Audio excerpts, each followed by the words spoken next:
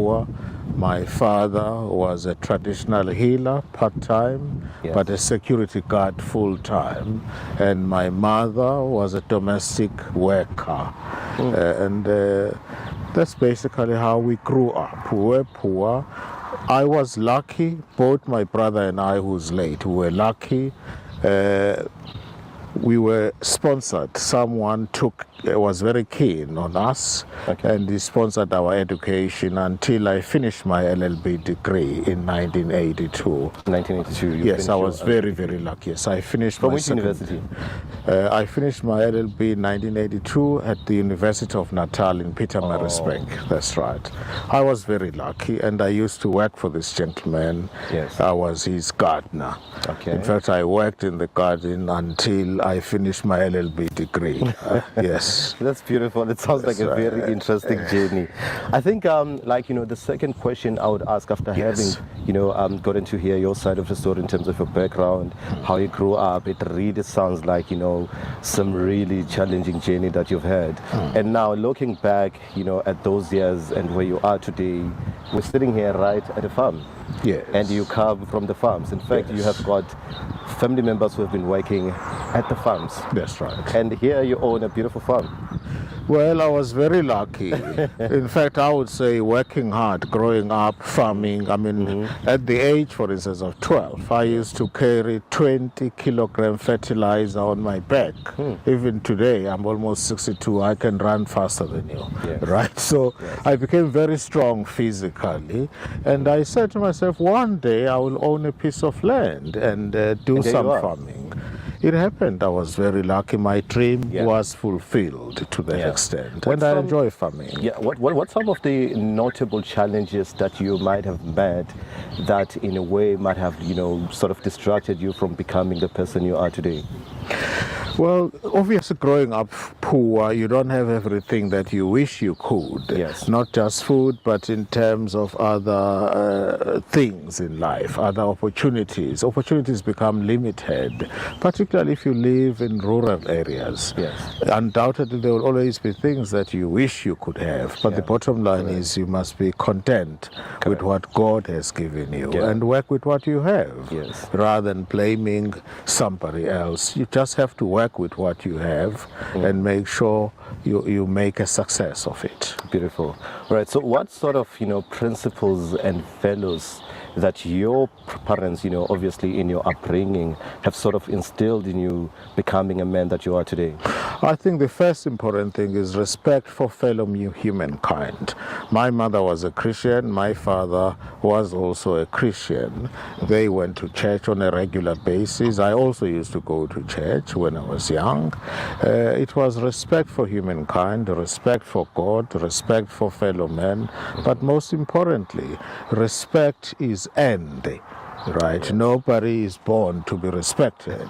It works both ways. You respect people you lead, and thereby expecting them to respect you, but you don't impose yourself.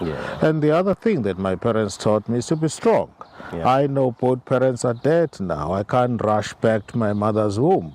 I've got to be strong at all relevant times, and not. I mustn't look to others for help or solution. Yes. No, well, that's beautiful. And I understand also with your political credentials that you have played a huge role in, fighting apartheid. You were an activist growing up. Can you tell us a bit about that? Well, when we grew up, certainly apartheid was I was born into an apartheid environment, grew up in an apartheid environment. There was no equality. Police brutality was the order of the day.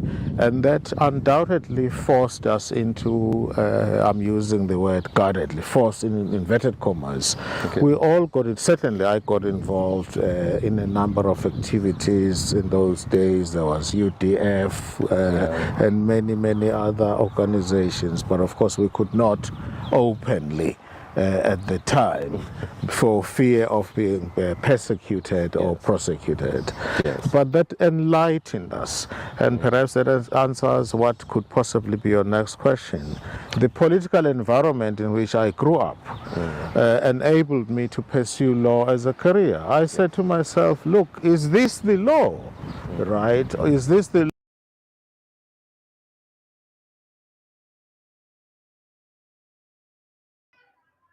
Good evening, good evening, good evening, royals. Good evening, kings and queens of the land. Good evening, ladies and gentlemen. Good evening. My name is Mngoni Mkhonto, and this is the Royal Opinion. Today,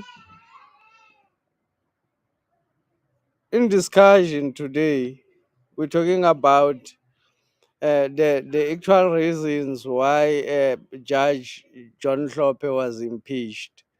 Um, the reasons why President John Hlophe was impeached. Uh, uh, just to give at the end, just to give what the statement which um, John Hlophe was impeached for. He said, "Sithembele kuwe, ngithembele kuwe mfana kithi." That is the statement that led him to be impeached. He said, "Ngithembele kuwe mfana kithi." That is the statement that led him to be impeached. So, but I want to talk about the real reasons why Judge President John Hlophe was actually impeached. I will talk about that. Let me share this video. Let me just continue to share this video.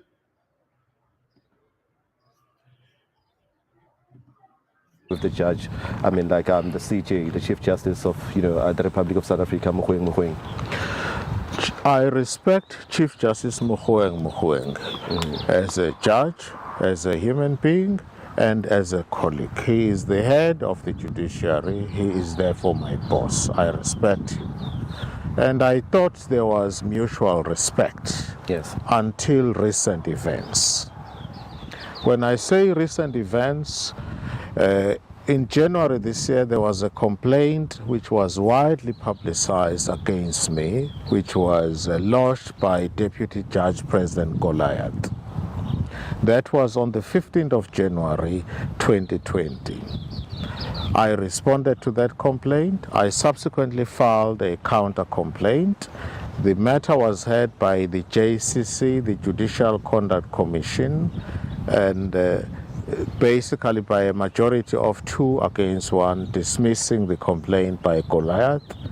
Subsequent thereto, there were other events that took place. To cut the long story short, Chief Justice Mogoeng intervened and wrote a judgment in terms of which he referred the complaint against me by Deputy Judge President Goliath to the Judicial Service Tribunal, right, which obviously would initiate the impeachment proceedings. At the time of the ruling by the Chief Justice, I read his judgment several times. It is very clear the language that the Chief Justice used in his judgment. For instance, he makes reference to violence against women. The charge, there was no complaint by Deputy Judge President against me relating to any acts of violence directed to her. There was none. So these are some of the things that I began to question when I analyzed the judgment. But subsequent thereto, Chief Justice Mogoeng issued a statement, a media statement. This was clearly in response to an inquiry by Daily Maverick. It transpired that on the 11th of October 2019, Judge Goliath had a scheduled secret meeting with the Chief Justice in Johannesburg. I did not know about that meeting to begin with. And the Judicial Conduct committee at the time when it heard the complaint did not know about that. In other words, it was not disclosed to the Judicial Conduct Commission that the Chief Justice had a scheduled prior meeting with the complainant way back on the 11th of October 2019. The same Chief Justice who subsequently sat in a matter in respect of which he was privy to a wide range of allegations against me. The same Chief Justice sat in that matter and wrote a judgment, which I challenge you to read, was clearly one-sided. In terms of that judgment, he dismissed a valid complaint of racism against Patricia Goliath, my deputy, and the complaints against me were upheld and they were referred to the Judicial Conduct Tribunal. Two things that are important in this regard. There was a scheduled meeting. It was a secret meeting. I did not know about it. And this was way back on the 11th of October 2020. At that meeting, I don't know who was present, but it is clear that the meeting was about me. Justice Mogoeng never told me anything. It took him 7 months before he went public and said indeed there was a meeting. And the statement that he made was not a statement made under oath. In other words, he is yet to tell under oath exactly what was discussed at that meeting.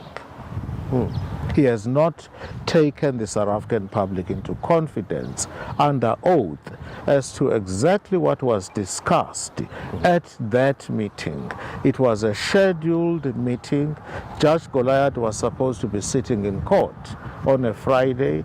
I had allocated work to her. She lied to a colleague that she was supposed to sit with and said she had a private business matter to attend. Right. Meanwhile, she had a scheduled prior meeting with the Chief Justice. Are you aware that I have filed a complaint against Chief Justice Mogoeng? It is dated the 14th of September 2020. Okay. It's a detailed complaint. It's a complaint of gross misconduct against the Chief Justice. Chief Justice Mogoeng instigated the complaint against me. He, through Patricia Goliath, he encouraged Judge Parker to file a false complaint of assault against me. Judge Parker has gone public and denied that he was assaulted by me. But Justice Mogoeng instigated the complaint and asked Judge Goliath to tell Judge Parker that there was a scheduled meeting. And Parker said, I'm not interested and I'm not complaining. After the meeting, Goliath returned to Judge Parker and said, I've been with the Chief Justice. He is waiting for the complaint. This is the number of Mr. Slingers. Mr. Slingers is the PA of the Chief Justice. Again, Judge Parker declined and said, I am not complaining. I have no problems with Judge Hlophe. Right. So you have a Chief Justice who is sitting on the bench, who instigates a complaint against a fellow judge. He is involved in the investigation of that complaint. He prosecutes that complaint. He waits for it. When it comes, he takes it back from the JCC, Judicial Conduct Tribunal. He writes a ruling. That's unheard of. That is unheard of. It's not done. So he played the role of an instigator, an investigator, a policeman, because he did the investigation. He prosecuted and he sat in his own cause. And quite frankly, the truth is yet to be told as to what transpired at that private scheduled meeting.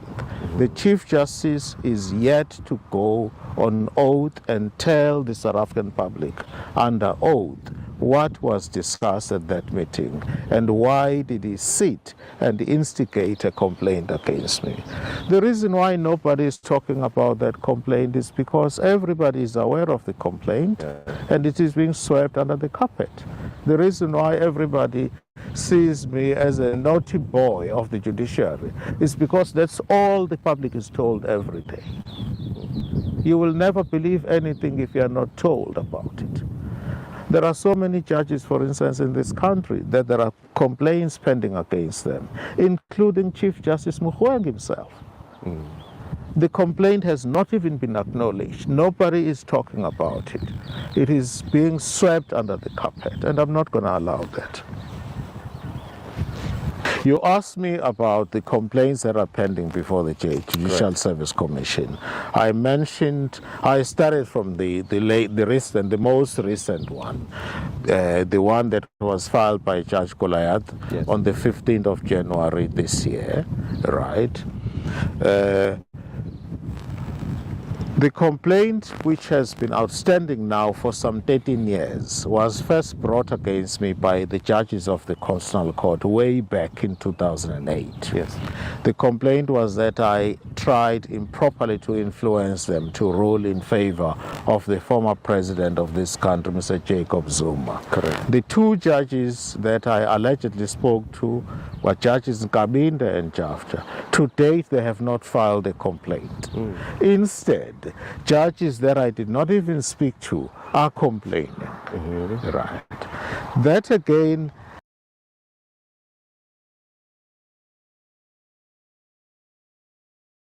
Remember what he said to Judge Kabinde, Jafta. He said, Stembelegu Mfanagiti. That's what he said. That is the reason why he was impeached, according to Parliament. The reason he was actually impeached and the recommendations to impeach him to Parliament was saying it's because he said Stembelegu Mfanagiti. That statement could mean anything, but that is the statement that got him to be impeached. So here we're talking about the system, the people who are working on the system, working with the system, cooperating with the system to sabotage a judge who is for transformation of the judiciary. Judge Hlophe is for the transformation of the judiciary. We will hear in this interview that I'm sharing when he talk about what he requires to transform the judiciary. So when I saw this new complaint by Patricia Goliath that I assaulted Judge Parker, Yes.